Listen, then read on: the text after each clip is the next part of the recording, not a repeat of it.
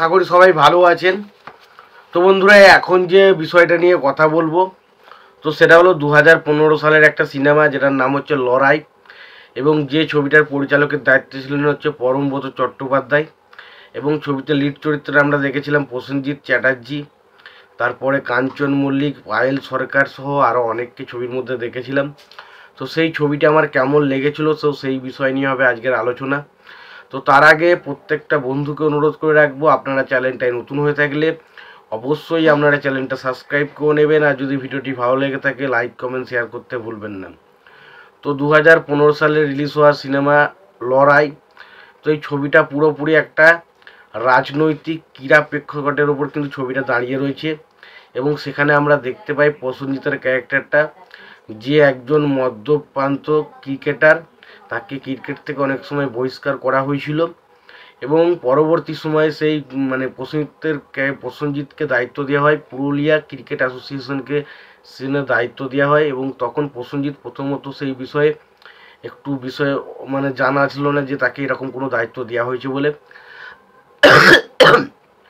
পরবর্তী সময় প্রসেনজিতের ক্যারেক্টারটা যখন জানতে পারে, তখন তার মধ্যে কি কি পরিবর্তন হয়, কি কি চেঞ্জ আসে, এবং সে আবারও কিভাবে একটা লড়াকু দল তৈরি করে, সেটা নিয়ে হচ্ছে সিনেমার বিষয়বস্তু।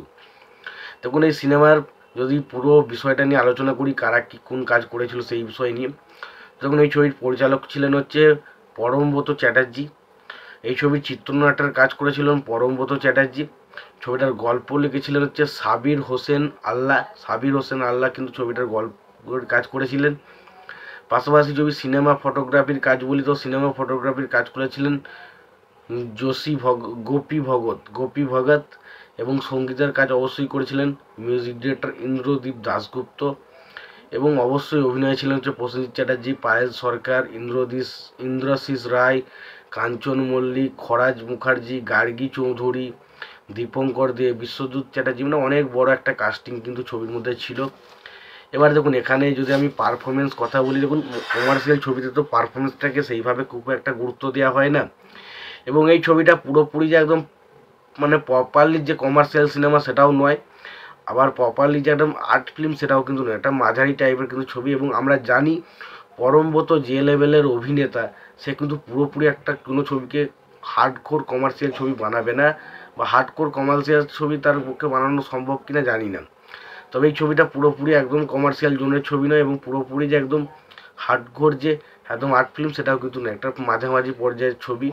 এবং ছবিতে এখানে যদি কাজের কথা বলি, প্রসেনজিৎ থেকে শুরু করে বাকি কাঞ্চন মল্লিক, খরাজ মুখার্জি, গার্গী রায়চৌধুরী, প্রত্যেকের কাজ তার জায়গায় সঠিক, যথেষ্ট ভালো। ছবির গানগুলো নিয়ে যদি কথা বলি, এখানে দুটো গান অরিজিৎ সিং গেয়েছে, প্রত্যেকটা গান খুব ভালো, গানগুলো ছবিগুলোর সাথে খুব সুন্দরভাবে যায়। এবং পাশাপাশি ছবির মধ্যে যদি স্পোর্টস ড্রামা ছবি বলে, সেই ছবির মধ্যে ইমোশনাল পয়েন্ট আপনাকে ওয়ার্ক করাতেই হবে, নাহলে কিন্তু ছবি ওয়ার্ক করবে না। এই ছবির মধ্যে যে কটা ইমোশনাল পয়েন্ট রয়েছে সেই জায়গাগুলো কিন্তু বেশ ভালোভাবে আমাদের কাছে ওয়ার্ক করে। এবং ওভারঅলে যদি ছবিটা বলি, দেখুন ওভারঅলে ছবিটার হয়তো অনেক খামতি, অনেক ত্রুটি রয়েছে ছবিটার মধ্যে, তবে আপনি যদি ভাবেন যে একটা ছবি দেখবেন, একটু মোটামুটি ভালো স্ক্রিন প্লে হবে, মোটামুটি দেখা যাক এরকম ধরনের একটা সিনেমা কিন্তু দেখতে চান, তাহলে অবশ্যই আপনার জন্য লড়াই ছবিটা একটা পারফেক্ট সিনেমা। তো এটুকুই বলার ছিল, যদি লড়াই ছবিটা দেখতে চান অবশ্যই দেখতে পারেন। আর যারা যারা লড়াই ছবিটা দেখেছেন তাদের কেমন লেগেছে অবশ্যই জানাতে ভুলবেন না। চ্যানেলটা নতুন হয়ে থাকলে অবশ্যই আপনারা চ্যানেলটা সাবস্ক্রাইব করে নিয়ে পাশে বেল আইকনটা অবশ্যই প্রেস করে দেবেন। ভালো থাকবেন, সুস্থ থাকবেন, দেখা হচ্ছে পরে ভিডিওতে।